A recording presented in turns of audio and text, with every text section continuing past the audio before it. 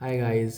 आज हम question tag सीखेंगे जो कि इंग्लिश का सबसे इजी और बहुत ही इंटरेस्टिंग टॉपिक है। तो आज हम इसके सारे एक टाइप के पूरा क्वेश्चन टैग कवर करने की कोशिश करेंगे, जिसमें आपको बहुत ही इजी ट्रिक्स समझाऊंगा, जिससे कि आपके लिए क्वेश्चन टैग बहुत ही ईजी हो जाएगा। और बोर्ड में जो 2-4 मार्क्स के क्वेश्चन पूछा थे उसमें आपके एक भी मार्क्स नहीं जाने दूंगा। तो स्टार्ट करते हैं।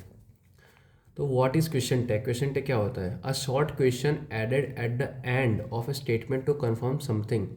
मतलब कि ये ऐसा कहना चाहता है कि हर सेंटेंस के बाद या फिर एक स्टेटमेंट के बाद, स्टेटमेंट मतलब जो कोई इंसान बोलता है, स्टेटमेंट के बाद एक क्वेश्चन टैग, जिससे कि जो उसने बोला है वो कंफर्म करता है, तब हम क्वेश्चन टैग यूज़ करते हैं।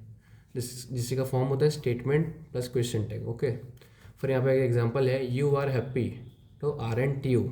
तो ये कन्फर्म कर पूछ रहा है, कन्फर्म कर रहा है सही में भाई तो खुश है ऐसा। You are happy, aren't मतलब कन्फर्म कर रहा है खुश है ना ऐसा। अब इसके हम कुछ मेन रूल्स समझ लेते हैं। मेन रूल में क्या था है, अगर आपका सेंटेंस पॉजिटिव है या फिर स्टेटमेंट पॉजिटिव स्टेटमेंट है, तो आपका जो टैग बनेगा वो कौन सा लगेगा? नेगेटिव। अगर पॉजिटिव स्टेटमेंट है तो नेगेटिव जाएगा, और नेगेटिव स्टेटमेंट है तो पॉजिटिव टैग जाएगा। For example, she is smart. She is smart, अब शी इज स्मार्ट यहाँ पे क्या बोलना चाह रही है? एक पॉजिटिव है भाई, वो एक स्मार्ट है, तो यहाँ पे नेगेटिव लग जाएगा। इजंट सी, सच्ची वो स्मार्ट है ऐसा। फिर दूसरा है, ही इजंट कमिंग, वो नहीं आ रहा, तो इज ही यहाँ पे पॉजिटिव लगाया है। जब आप एंटी यूज़ कर रहे हो तो आपका नेगेटिव है, और जब आप एंटी यूज़ नहीं कर रहे तो आपका वो पॉजिटिव है। सिंपल इतना ही है। अगर जहाँ पे आपके स्टेटमेंट के अंदर इजेंट, हैवेंट, हैजेंट लग रहा है, तो मतलब वो पहले से ही नेगेटिव सेंटेंस है, इसलिए आपको उसको पॉजिटिव में कन्वर्ट करना है, और जो आपको पॉजिटिव है उसको आपको नेगेटिव में कन्वर्ट करना है। अब हम इसके कुछ आईएमपी पॉइंट्स देख लेंगे। Tag always uses the same helping verb from the sentence. अब क्या है हेल्पिंग वर्ब? मतलब is, am, are, has, have, are, you, ये सब क्या है? हमारे हेल्पिंग वर्ब है। तो आपको ध्यान में, आपको कुछ अलग से क्वेश्चन टैग नहीं बनाने हैं, आपको स्टेटमेंट के अंदर ही क्वेश्चन टैग दिए होंगे। जैसे कि ही इज टॉल, तो यहाँ पे जो हेल्पिंग वर्ब है इज, वही आपका क्वेश्चन टैग हो जाएगा इजेंट ही। अब यहाँ पे इजेंट ही क्यों लगा है? क्योंकि ये एक जो सेंटेंस है वो आपका पॉजिटिव है, इसलिए हमने इसका टैग लगाया है नेगेटिव में। दूसरा एक एग्जांपल देख सकते हैं, दे हैव फिनिश्ड, ये भी आपका एक पॉजिटिव स्टेटमेंट है, तो हैव आपका हेल्पिंग वर्ब हुआ, और हेल्पिंग वर्ब को ही हम टैग लगाते हैं, तो हैव का हो जाएगा नेगेटिव हैवेंट दे का हमने दे रखा है, ठीक है। अब सम टाइम क्या होता है कि आपको हेल्पिंग वर्ब नहीं देते हैं, तो उस टाइम पे क्या करना होता है आपको? Use do, does, did when helping verb does do not exist. अगर आपके स्टेटमेंट के अंदर कोई हेल्पिंग वर्ब है ही नहीं, जैसे कि इज नहीं है, हैव नहीं है, आर नहीं है, कुछ भी नहीं है, तो आपको डू, डज, डीड ऐसे अकॉर्डिंग जैसे स्टेटमेंट है उसके हिसाब से आपको इस्तेमाल करना पड़ता है। जैसे कि यहाँ पे एग्जांपल लिख लेते हैं, यू लाइक कॉफ़ी।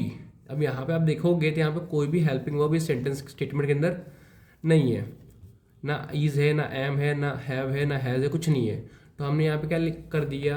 डोंट का यूज़ किया। You like coffee, you like coffee आपका क्या है? एक पॉजिटिव स्टेटमेंट है, तो पॉजिटिव स्टेटमेंट को हम क्या करेंगे नेगेटिव के अंदर, तो यू लाइक कॉफ़ी, तो डू का क्या हो जाएगा? डोंट, डोंट यू, और एक क्वेश्चन मार्क आपको हर जगह लगाना है। फिर सी प्लेस वेल, अगेन ये कि पॉजिटिव स्टेटमेंट है, तो हमने इसका डजेंट सी। जैसे कि आप देख रहे हो यहाँ पे एक भी हेल्पिंग वर्ब नहीं है, हम लोग यूज़ कर रहे हैं डू, डज और डीड।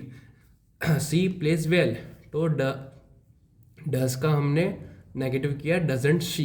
बस इतना आपको करना है। जब आपको हेल्पिंग वर्ब ना दिए हो तो आपको डू, डज और डीड का करना पड़ेगा। अब हम देखते हैं क्वेश्चन टैग के अंदर प्रोनाउन कैसे चेंज होते हैं। मतलब कि प्रोनाउन चेंज रूल क्या होता है? आपको पता है कि सेंटेंस में सब्जेक्ट दिए होते हैं, teacher, Ram, students, the book, Rita, ये सब आपको एक सब्जेक्ट्स का एग्जांपल्स दे के रखें।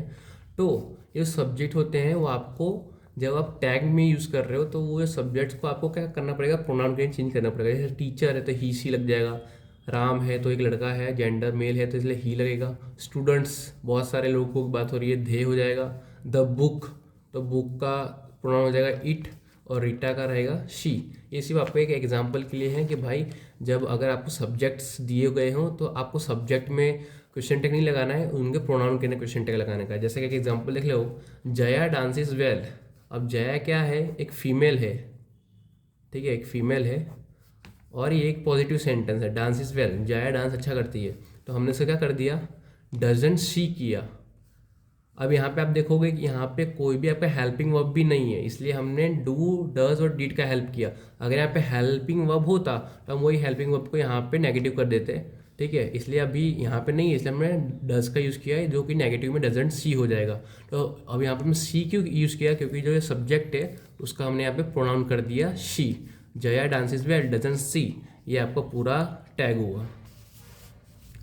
आपको और 2-3 IMP चीज़ें बता देता हूँ। जैसे कि पहला IMP है, अगर स्टेटमेंट के अंदर आई एम यूज़ हो रहा है तो वो आपका टैग के अंदर हो जाएगा बिकम, क्या हो जाएगा, आई एम बिकम्स आरंट आई हो जाएगा, ठीक है। जैसे कि अगर यहाँ पे सेंटेंस आई एम लेट तो आरंट आई एम लेजी तो आरंट आई। यही मतलब कुछ भी आई एम के साथ कोई भी स्टेटमेंट आई एम से होगा तो आपका उसमें जो टैग बनेगा वो आरंट आई से बनेगा, ये फिक्स है। अगर आई एम यूज़ हो रहा है तो आरंट आई यूज़ आपको करना ही है। फिर एक और IMP चीज़, नो, नन, नोबडी, नथिंग। ये चारों वर्ड्स अगर कोई भी स्टेटमेंट के अंदर यूज़ हो रहे हैं तो वो आपका क्या इंडिकेट कर रहे हैं, नेगेटिव मीनिंग इंडिकेट कर रहे हैं। तो जो आपका क्वेश्चन टैग होगा वो किस में बनेगा, पॉजिटिव के अंदर, पॉजिटिव के अंदर बनेगा। कहीं पे भी आपको स्टेटमेंट के अंदर नो, नन, नोबडी, नथिंग, कहीं पे भी आपको ये चारों में से कोई भी वर्ड दिखते हैं कोई भी स्टेटमेंट के अंदर तो वो आपको इंडिकेट करेंगे नेगेटिव मीनिंग। और जैसे आपको मैंने पहले ही बताया, कोई भी नेगेटिव स्टेटमेंट होगा तो उसका जो टैग बनेगा वो क्या बनेगा, पॉजिटिव में बनेगा। जिसकी हम लेके एग्जाम्पल कर लेते हैं, नो बडी केम, नो बडी कैम। अब नो बडी कैम आया और यहाँ पे कोई भी हमारे पास हेल्पिंग वर्ब भी नहीं है, ठीक है। तो हम क्या यूज़ करेंगे, डिड धे। अब डिड धे क्या हुआ, आपका पॉजिटिव है, ये नेगेटिव है, नो बडी कैम तो डिड धे। और हमने यहाँ पे धे क्यों यूज़ किया, क्योंकि नो बडी मतलब एक से ज़्यादा लोग, इसलिए हमने यहाँ पे क्या यूज़ किया, धे। तो नो बडी कैम, डिड धे, क्वेश्चन मार्क, ये आपका। फिर एक और है, नथिंग हैपन्ड। ये भी आपका एक नेगेटिव मीनिंग वाला स्टेटमेंट है। क्यों, क्योंकि इसमें से नथिंग वर्ड आपका यूज़ हुआ है, तो नथिंग हैपेंड। तो हमने यहाँ पे फिर से यहाँ पे एक भी हेल्पिंग वर्ब नहीं है, इसलिए हमने डिड, इट, डिड का सहारा लिया है। अब नथिंग तो कोई एक चीज़ होगी, इसलिए हमने क्या यूज़ किया, उसके लिए इट किया है, उसका pronoun. Nothing happen, did it, question mark, खत्म। एक और लास्ट थिंग आपको बताना चाहता हूँ, know if sentence includes let's. अगर आपके स्टेटमेंट के अंदर या फिर सेंटेंस के अंदर लेट्स वर्ड यूज़ हो रहा है तो जो लेट्स होगा वो आपका क्वेश्चन टैग में क्या हो जाएगा, शॉल वी, ठीक है। जैसे कि एक एग्जांपल लिख लेते हैं, लेट्स गो तो shall we, let's eat shall we. अब हम यहाँ पे लिखे लेट्स रन, रन तो इसका क्या हो जाएगा, शैल वी। ये आपका फिक्स है, अगर आपके स्टेटमेंट के अंदर लेट्स यूज़ हो रहा है तो आपको उसका क्वेश्चन टैग शैल वी से ही बनाना है। होप आपको ये सब अंडरस्टैंड किया होगा, बहुत इजी लग रहा होगा आपको। मिलते हैं नेक्स्ट वीडियो में।